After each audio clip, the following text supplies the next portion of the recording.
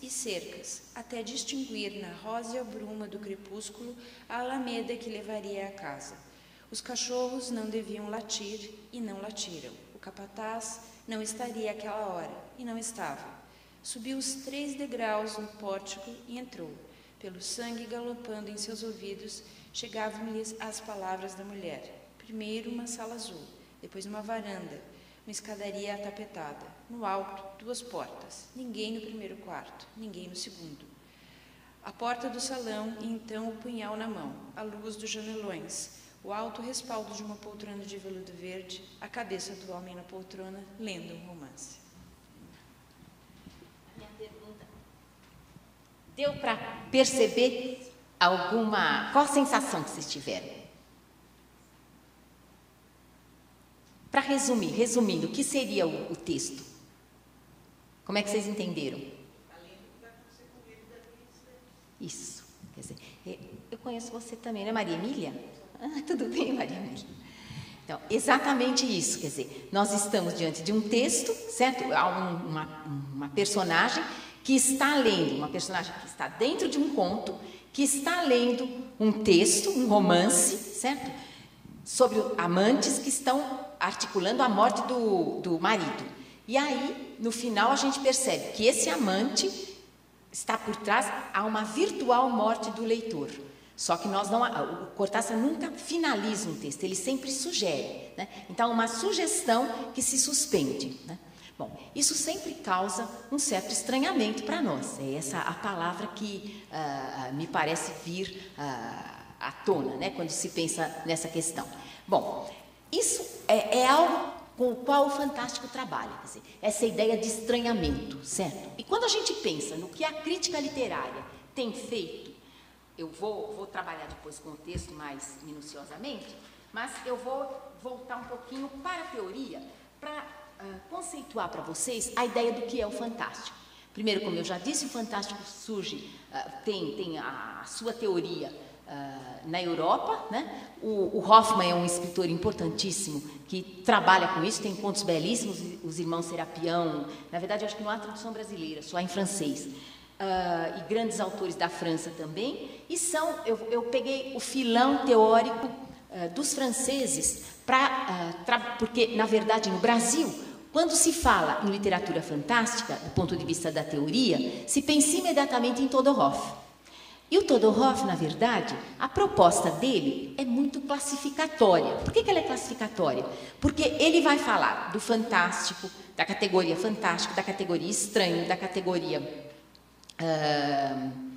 categoria maravilhoso, né? E isso complica um pouco o leitor, na hora que ele vai tentar ler um texto e buscar um apoio teórico para esse texto, né? Com o maravilhoso não há problema, porque nós sabemos que o maravilhoso, nós já entramos para um texto que se diz maravilhoso, por exemplo, uns 100 anos de solidão, como nós entramos para as histórias de fadas. Tudo é possível lá dentro, certo? Quer dizer, nós estamos preparados para qualquer coisa que possa acontecer. Então, eu não vou ficar escandalizada se os cisnes forem 12 irmãos, né, que com o tecido de urtiga que a irmã faz, se transformem novamente em príncipes. Quer dizer, não vou ficar assustada, né? Então, isso é porque o autor já criou um pacto. Essa questão do pacto ficcional é extremamente importante. Agora, as outras categorias dadas pelo Todorov são muito complicadas. Por isso que eu acho que a proposta do Freud, anterior a todos esses que eu vou ler, é uma proposta que se sustenta, né? Se sustenta bem para esse tipo de leitura. Bom, pensando nos críticos da época anteriores, predecessores do Todorov, eu começo primeiro pelo próprio Todorov, que diz o seguinte: o fantástico é um jogo, né, o que cria, o texto literário criaria uma incerteza entre realidade e imaginário. Aí ele diz, aspas, é uma hesitação experimentada por um ser que só conhece as leis naturais, face a um acontecimento aparentemente sobrenatural. A ideia do sobrenatural é que é um problema, porque um traço psíquico não é necessariamente sobrenatural, né? Agora, a ideia da incerteza, a ideia da hesitação é uma coisa que se presentifica. Quer dizer, eu vou ler os outros autores anteriores a ele que também colocam essa ideia e se justifica a ideia. O próprio Freud já vai falar disso em 1919, né? Então, antes dele, o Caillois diz o seguinte, Roger Caillois, né? Depois eu ponho os nomes no quadro para facilitar. Todo fantástico é ruptura da ordem estabelecida, isso sem dúvida, né? Irrupção do inadmissível no seio da inalterável legalidade cotidiana. Quer dizer, é algo que se rompe, né, na questão do cotidiano. Quer dizer, algo que eu penso que está tudo bem, né, de repente vira outra coisa, né? Então, é ruptura sim. O Castex diz o seguinte, o fantástico se caracteriza por uma intromissão brutal do mistério no quadro da vida real. Tudo bem até aqui? Alguém não acompanhou os conceitos? Bom. O Louis Vax diz o seguinte, a narrativa fantástica gosta de nos apresentar, sempre com aspas, eu estou lendo citações, habitando o mundo real em que nos achamos, homens como nós, colocados subitamente em presença do inexplicável. Então, essa excitação do fantástico, em que todos, vejam, todos praticamente chegam a isso, quer dizer, há uma hesitação do leitor diante do texto. Por isso que eu disse que é algo que cada leitor vai experimentar de uma forma diferente, né? Há leitor que não tem nenhuma sensibilidade para esse tipo de literatura e não vai, mas é mais raro, né? Tanto é que se fosse assim, a gente não teria tantos filmes que é a Gosma 1, a Gosma 2, não é? Quer dizer, a gente vê uma série de filmes que vão se repetindo e as pessoas vão assistir. Não, Paranormal 1, Paranormal 2, não é isso? Eu não fui assistir nenhum desses filmes, mas eu sei de uma série de pessoas que vão assistir, que esperam mesmo sabendo que o filme não é de boa qualidade. Mas vão porque há algo, né, que se coloca ali. Essa inquietação, né, na verdade, ela produz um certo medo, né, que lembra um pouco Aristóteles, quer dizer, um pouco a catarse da tragédia está lá. Né? Quer dizer, as pessoas gostam de sentir um certo medo e vão em busca dele. Né? Aí... Não só as pessoas, eu também, porque eu vou para a literatura fantástica sempre que posso, né? Quer dizer, é uma coisa geral. O Cortázar, ele tem umas conceituações muito boas a respeito disso. Tudo isso para depois chegar a Freud, né? O fantástico para o Cortázar é o seguinte, ele diz, a ordem do fantástico será sempre aberta, não se tenderá jamais a uma conclusão, porque nada conclui, nem nada começa, num sistema do qual somente se possuem coordenadas imediatas. Não há um fantástico fechado, porque o que dele conseguimos conhecer é sempre uma parte. Aí o que ele fala? Ele fala uma coisa muito interessante. Ele pega um trabalho, um conto do Harvey, que está num livro chamado A Besta com 5 Dedos, é um conto chamado Calor de Agosto. E o que é importante é que o Cortázar vai pegar esse conto, que é o conto seguinte, são duas personagens, né? Uma personagem faz um desenho, ele desenha um homem, né? Um homem forte, com determinados traços, num julgamento, né? Num julgamento que vai condená-lo à morte. Bom, aí ele sai, ele se cansa de desenhar e sai, vai passear. Quando ele está passando por um pequeno negócio aberto, né? Uma espécie de venda, ele olha e vê um homem fazendo lápide, com um cinzel batendo na pedra. Aí ele entra e olha. Quando ele olha, nessa lápide está o nome dele e a data da sua morte, que é exatamente naquele dia. Ele fica muito impressionado, e mais impressionado ainda quando ele olha bem para o homem e vê que aquele homem está no seu desenho. Ele está com o desenho na mão e ele mostra para o homem o desenho, certo? Então eles percebem que aquilo é muito instigante e que é bom que eles não se separem, porque pode acontecer que um deles morra. Então eles se propõem a ficar juntos até meia-noite, certo? Bom, ficam, um pouco antes da meia-noite, o desenhista sai novamente e a narrativa se suspende. Vocês vejam que nós ficamos sem saber o que ocorre e ficamos com raiva. Eu, pelo menos, quando li o texto, fiquei... porque eu queria que um morresse, eu queria um desenlace. Mas não é o que interessa para o Cortázar. Ele diz que esse não é o fantástico perfeito, porque, na verdade, não te leva a uma conclusão, mas isso mostra exatamente o que ele considera importante. Ele diz o seguinte, que o fantástico está, o efeito do fantástico está... não nas circunstâncias narradas, mas na sua ressonância de pulsação, de palpitar, surpreendente de um coração alheio no nosso. Vocês vejam que é muito complicado aprender isso que o Cortázar está falando. Quer dizer, é uma ressonância de pulsação, não é a própria pulsação, ela ressoa, né? De palpitar, é um palpitar surpreendente de um coração alheio no nosso, né? De uma ordem que nos pode usar a qualquer momento, porque um dos seus mosaicos, arranca-nos da rotina para pôr um lápis ou um cinzel na mão.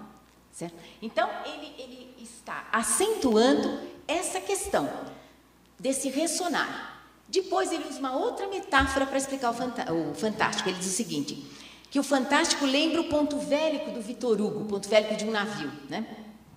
Que é uma espécie de lugar de convergência, ponto de intersecção misterioso, no qual se somam as forças dispersas em todo o velame desfraldado. Vocês vejam que também é complicado entender isso, quer dizer, velas que vão conduzir o navio e todos os pontos, é um ponto de convergência, de intersecção dessas forças, né? Então, ele ainda conceitua o fantástico de uma outra forma. Ele diz o seguinte, que para o fantástico não se pode ter medo do encontro de um guarda-chuva com uma máquina de costura. E aí ele está lembrando do Tremont, né? O fantástico força, aí dizer, novamente, o fantástico força uma crosta aparente e por isso lembra o ponto vélico. Há algo que encosta no ombro para nos tirar dos eixos. Né? Bem, essas considerações todas nos levam a quem primeiro trabalhou com elas, que é o Freud, certo? Então, eu vou colocar agora no quadro os nomes dos autores que eu falei até chegar no Freud.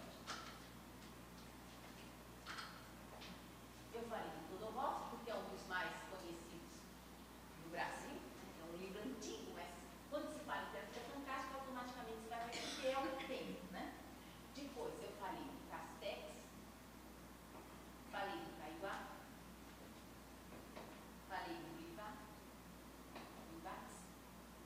e falei do Cortázar e vamos chegar a Freud.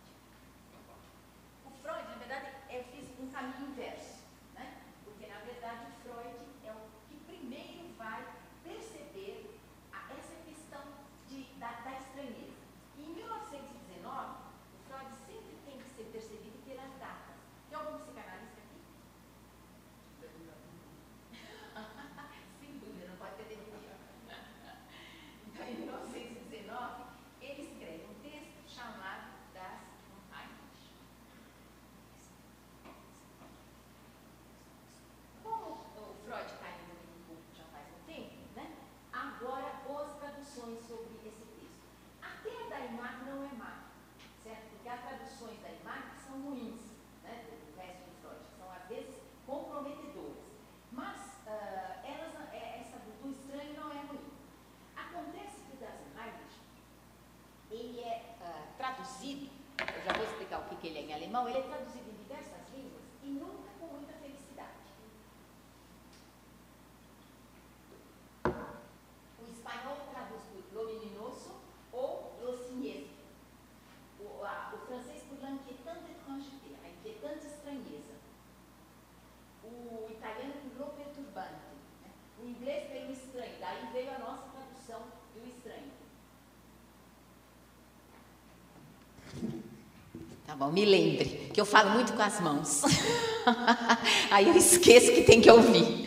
Então, na verdade, há várias traduções, mas nenhuma corresponde tão bem ao que quer dizer o Das Unheimlich como o alemão.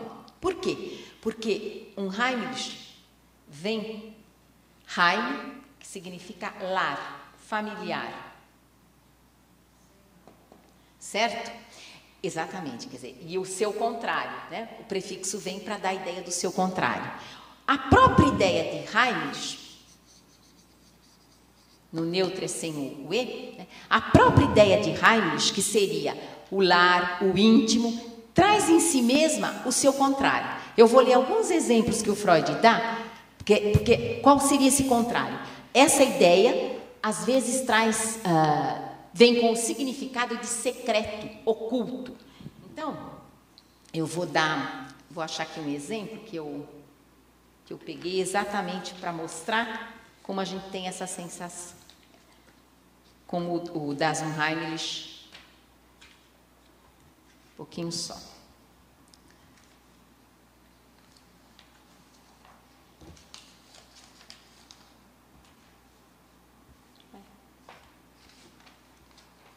É muito papel.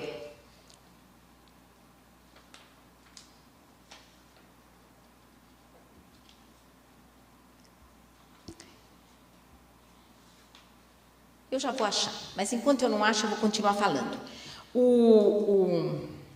Achei. É o seguinte, vejam. Vou dar 2 exemplos, porque o Freud parte do quê? O Freud parte da própria língua. Né? Ele que dizia que a forma não o preocupava, né? Que ele era mais ligado ao conteúdo, na verdade não é assim. Né?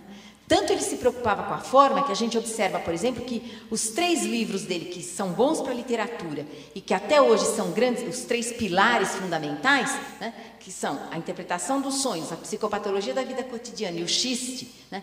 Há um trabalho muito grande com a forma, com a palavra. O trabalho dele inteiro é sempre feito com a palavra, quer dizer, não é que a forma não o preocupasse, né? É que ele diz que quando ele lê textos literários, a preocupação dele é com o conteúdo, mas não é, né? Então, tanto que ele parte, esse texto das Unheimlich, ele pensa nas questões literárias para compô-lo, e mais, ele parte da linguística, ele parte de palavras, né, que vão lhe dando a possibilidade de compreender essa estranheza que a gente sente. Na verdade, é uma estranheza que nos é familiar também. Para isso, ele pega esse termo e vai em busca dos sentidos desse termo. Então, Heimlich, que seria o familiar, né, o íntimo, pode também ser usado, como eu já disse, no seu sentido contrário, no sentido de oculto, de secreto. Então, os exemplos que ele dá são os seguintes: e os que morriam eram feridos em locais Heimlich, ou seja, em locais secretos. Um outro exemplo. Antigamente ele dizia que havia Heimlich Rater, conselheiros secretos. O outro exemplo, você não vê? Eles não confiam em mim, temem o semblante Heimlich de Friedlander, quer dizer, o semblante impenetrável. Então vejam, por isso que eu digo que a língua alemã é a que melhor, na verdade, dá conta desse conceito, porque ela tem dentro do Das Unheimlich as 2 ideias que o Freud quer, quer dizer, e que nos causam esse problema, porque o Freud vai dizer que nos causa essa sensação. Dentro do lar, dentro do familiar, está também o estranho, está também o inquietante. Quer dizer, algo que nós reprimimos volta, certo? Volta sob essa forma de inquietante, de inquietação. Né? Volta com... é algo do recalcado que está retornando para nós. Então...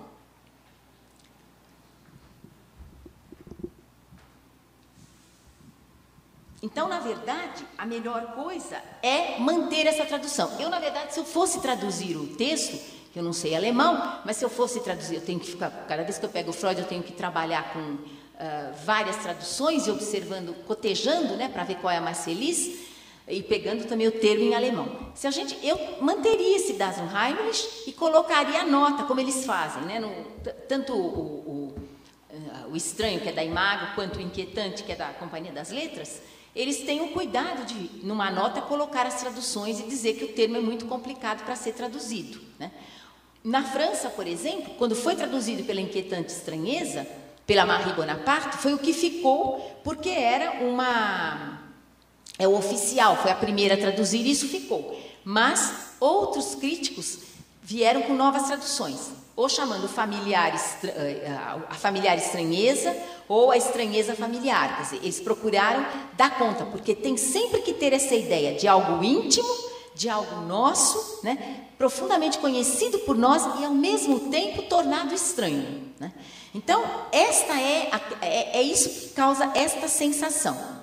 Para vocês, então, terem uma ideia mais clara, né, eu vou falar um pouco dos pontos que vão provocar isso em relação ao artigo do Freud, os pontos que o Freud vai levantando para mostrar o que provoca essa impressão, né? Nesse texto que nós lemos, né, eu sempre vou fazer essa ponte, né? A crítica literária, a teoria literária, ela só tem sentido quando percebida a partir do texto literário, senão ela não tem função, né? Então, quando a gente observa esse texto, nós percebemos que esta personagem, né, ela está dentro de algo extremamente familiar e íntimo, que é a própria casa, né? Ela chega, certo? Ela vem de resolver todos os negócios, toda a parte externa ela resolve, ela senta, né? Ela não quer intrusões, ela não quer nada de externo para ela. E mal sabe ela que é algo dela própria que vai causar um problema para ela, a ponto dela estar ameaçada de morte, certo? Então, vejam, é toda uma descrição da casa, né? Toda uma descrição do Parque do Carvalho, né? De onde virá o amante, né? Que a personagem não reconhece, né? A questão é essa, quer dizer, a personagem não reconhece a sua história nem o seu espaço. Então, algo íntimo fica, de repente, totalmente estranho, né? É essa a proposta do Freud, né? Diz ele, é isto que dá, quer dizer, esse reprimido que volta, né? Que volta fora da literatura, fora dessa questão do fantástico, esse reprimido volta, né, pelos sintomas, né? Então, quando alguém tem minimamente assim, medo de um escuro, medo de um elevador, medo do avião, né, é algo extremamente íntimo, porque só aquela pessoa tem aquele medo, né? E não adianta dizer para a pessoa, isso é da tua cabeça, mas é seu e é real, né? Daí a contestação do real pela psicanálise, quer dizer, o que é o real, né? Para o Lacan, por exemplo, esse real é algo que não se apreende nunca e que não se verbaliza, certo? Então, a questão da realidade é algo extremamente discutível, né? Então nós estamos diante de um texto que vai pouco a pouco mostrando essas questões propostas pelo Freud, e isto vai aparecer em toda a literatura fantástica, né? É sempre algo que era conhecido e que de repente se torna estranho, que está ligado exatamente ao íntimo de cada um. Tá claro até aqui? Bom, o Freud então diz que na verdade ele busca no Schelling, né, uma conceituação para isso. Segundo o Schelling, o das Unheimlich é tudo que deveria permanecer oculto, né, secreto, mas que aparece, certo? Quer dizer, então reforça a ideia do Freud. Aí o Freud vai buscar no próprio dia a dia, né, o que a vida apresentaria para gerar essas sensações. Então ele começa pela ideia do duplo, né? Não preciso dizer o que tem de duplo na literatura, né? Dorian Gray e Fausto com a questão do demônio, quer dizer, isso tudo vai gerando, né, todas essas personagens que têm um duplo, e a literatura fantástica é rica nisso, gera uma sensação estranha. Por quê? Diz o Freud, porque primeiro, e aí esse duplo tem relação com a morte, porque o duplo foi criado, diz ele, para que a gente se sentisse, para que o eu se sentisse seguro, né? Porque a questão aí é uma questão das instâncias psíquicas, né? O eu precisa se sentir seguro diante da morte, porque, na verdade, nós nunca imaginamos a morte para nós mesmos. O inconsciente não tem registro da morte própria, só da do outro, né? Nós sempre achamos que o outro vai morrer e que nós não, não é? Quando a gente acha que a gente vai morrer, é assim, né? Falando, jogando conversa fora, né? Evidentemente, uma vez ou outra a gente tem essa sensação, mas é um relance, né? Quer dizer, é uma espécie de epifania, diria Clarice, né? Quer dizer, rápida e vai embora. Felizmente, porque quem é que ia aguentar esse peso, né?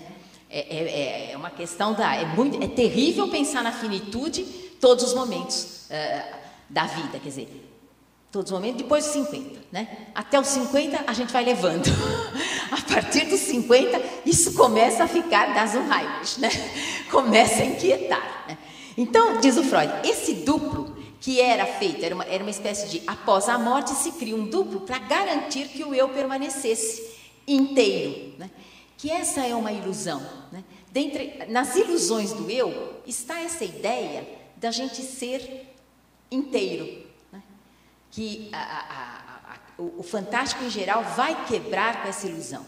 Quer dizer, nós não somos inteiros, somos divididos, né? Somos fragmentados. A qualquer momento, uma parte se insurge contra nós, né? Vocês vão ver que nós vamos trabalhar com o tema da mão, que é exatamente isso, algo que se insurge contra nós, né?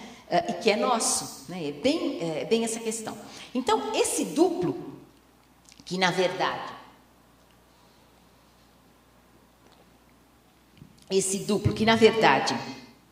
era uma garantia para o desaparecimento do eu, de repente ele começa a virar algo a se temer, né?